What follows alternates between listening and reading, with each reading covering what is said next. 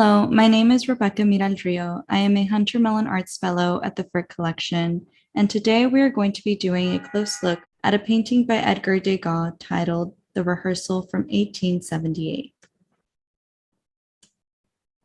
Degas combined his drawing skills with loose brushstrokes and bright oil colors to capture a moment in time that depicts three young dancers and an old violinist rehearsing inside of a ballet studio. At first glance, this painting may appear simple and even inconsequential in its subject. However, upon closer examination, the rehearsal reveals itself as a prime example of the modernity that Impressionist artists like Degas sought to capture. The rehearsal is a small painting that provides an intimate view of three dancers in grand battement à la seconde. This ballet position requires the dancer to balance on one leg while the other develops into an upward side extension beginning at the hip. While this position looks effortless, we know that this took hours of practice and great strength to hold. The dancers are staggered in a triangular formation, the apex of which recedes into the background and is marked by a blue ribbon dancer. The two other points of this formation are indicated by a second dancer wearing pink salmon leggings and a third one who wears a yellow ribbon bow around her neck. Apart from these fabrics that set each dancer apart, they all wear a white bodice and tulle skirt. Looking closer at the tulle skirts of the dancers, we notice that they consist of many non-white colors, such as tones of beige and gray. We can also see a multitude of colors painted on the violinist who remains outside of the triangular formation and is instead nestled into the lower left corner of the canvas. Zooming into the right hand of the violinist, we notice some white hatch marks on the back of his hand and some traces of pastel pink near his knuckles, as well as yellow, green, and brown near areas of his wrist. At this proximity, the auburn violin no longer appears to gleam with light. Instead, it is marked by blotches of gray and white. The subtle variety of colors in this painting echoes the various fragments of figures that Degas used to create what we see in this painting. The violinist, for example, was a synthesization of Degas' previous studies of violinists that he had drawn from different angles. X-ray scans of this painting reveal that Degas had also played with the placement of each figure before freezing them in the locations where we see them today. An interesting aspect of this painting is that the viewpoint is off-center and skews to the right. This directionality is further enhanced by the single cropped leg of a fourth dancer whose face we cannot see and suggests that there is more beyond the canvas. Other paintings by Degas on this subject, such as The Rehearsal at Harvard Art Museums and Repetition à Foyer at the Shelburne Museum, give us a better understanding of what this room looked like. In these paintings, Degas' brushstrokes are tighter, the lines are more prominent, and his colors hold more pigment, thus rendering a less hazy image of the studio, where we can catch glimpses of greenery and the blue Paris sky through the long French windows. In the rehearsal, Degas distorts the space in which these figures appear by refusing to present it according to the conventions of linear perspective. A diagonal line that cuts across the canvas suggests a coherent perspectival scene. But as our eyes follow the line, we are led to the dark corner of the studio walls. Here, we are forced to rescan the painting for a sense of dimensionality and depth. As we look further to the right side of the violinist, we are met with an empty surface of floorboards. Focusing on the hatched floorboards, we notice their irregularity and how they seem to slope and swell across the canvas. The asymmetrical composition of Degas' work is often attributed to Japonisme, which refers to the growing trend of Japanese art and design in 19th century France.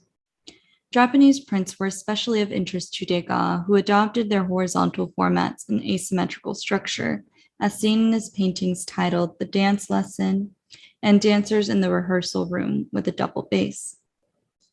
The formal influences from Japanese prints set Degas apart from other artists like Alfred Stevens, James McNeill Whistler, who appropriated aspects of Japanese culture by painting European models in kimonos and staging them alongside Oriental props like fans, partition screens, and ceramics. Degas' painting at the Frick collection follows the asymmetrical trend, but employs a shorter horizontal orientation. Within art history, Degas is considered an impressionist. Some of his contemporaries, such as Claude Monet, Pierre-Auguste Renoir, and Edouard Manet, among others, whose work can be seen on the fourth floor of the Frick Madison, were not concerned with painting static illusions of reality, as they were with conveying the transience of everyday life. Everyday life scenes included people strolling through parks, loungers in public spaces, and in the case of Degas, ballet dancers during their rehearsals. The Impressionists used what in the 19th century were considered radical techniques, such as painting with short, soft brushstrokes and pure, bright colors, as well as an oversaturation of light. Together, these techniques made Impressionist paintings appear unfinished, much like the rough sketch of a painting. The emphasis on capturing the shifting quality of light seems to outweigh all other visual aspects of Degas' The Rehearsal. In this painting, light emits from the long French windows of the Le Pelletier Opera Studio, showering the dancers in a soft yellow backlight, counter to the frontal light that they would be exposed to in a proper performance. For example, in Degas' The Rehearsal on Stage from 1874, we can see that the dancers are illuminated from the frontal side of their bodies instead of the backside. Degas' terse, wispy brushstrokes, like the ones we see in the frothy tulle skirts of the dancers, echo the passing of time and the shifting of light as if he were trying to keep up with the swirl of motion that was happening in front of him. It is likely that Degas would have seen the moving bodies and gestures of the dancers, their shadows projected on the creaky floorboards, the flurry of their transparent dresses, and their flying ribbons, as well as the sawing bow of the violinist who would have been creating the dance tempo. As time passed in the studio, Degas would have also seen the shifting of the daylight as it poured through the windows. Degas' interest in ballet dancers began in 1870 and culminated with the production of approximately 1,500 works on the subject across multiple mediums like paintings, drawings, and pastels. During this time, Degas focused on studying the movement of the human body through the physicality of the dancers. He often rendered them in awkward positions and from uncommon viewpoints. The violinist was a recurring element of Degas' rehearsal paintings as well. Oftentimes, these older-looking men were depicted with an ambivalent disposition, looking neither at the dancers nor at Degas. The multitude of works that Degas specifically produced of dancers in rehearsals points to a deep and perhaps even obsessive interest in the subject. In some ways, Degas was painting through the lens of La Via Elegante, or the modernity of life, which was what the French elite of the 19th century believed Degas' ballet scenes represented. Degas himself was from a wealthy background and frequented opera houses, horse races, and café concerts. However, he spent a great deal of time observing the lower-class Parisians, specifically women who worked as laundresses, hat makers, and ballet dancers. In this way, Degas was an outsider looking into the intersections of gender and class in 19th century Paris. With the triple social privileges of being an elite white man, looking at lower-class white women, Degas' paintings of ballet dancers imply a voyeuristic gaze. Additionally, the trance-like quality of Degas' violinists suggests that there were power structures at play where perhaps this older man was expected to overlook and ignore the presence of other men in the rehearsal room or on stage.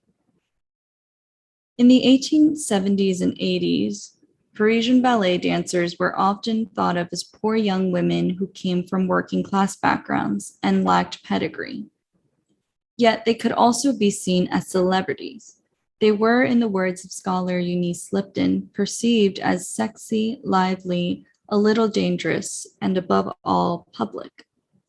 The foyer of the Paris Opera, for example, was a notorious spot for elite membership holders of the opera called abonnés to flirt with young dancers.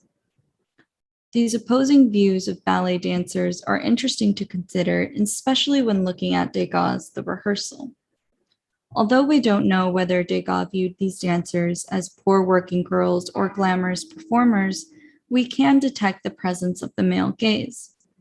The nameless dancers in this painting are stripped of their agency as they move their bodies uniformly to the violinist's music. They are objectified quite literally as objects of study that were accessible and available to Degas, even in private behind-the-scenes moments. In his quest to capture the modernity of life through the rehearsal, Degas also depicted modern tensions between the male gaze and the female body that remain relevant to this day. And with that, I conclude my presentation. Thank you so much for listening.